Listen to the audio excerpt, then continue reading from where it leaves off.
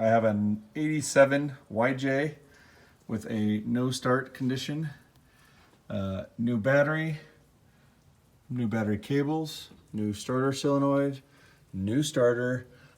Inside we have a new ignition switch. When we try and start it, here's what happens. Okay. You can hear a faint clicking in the distributor cap.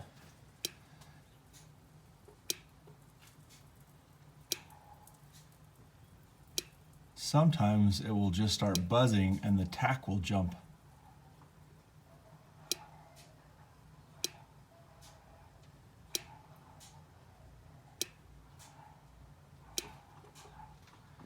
So the solenoid's not engaging.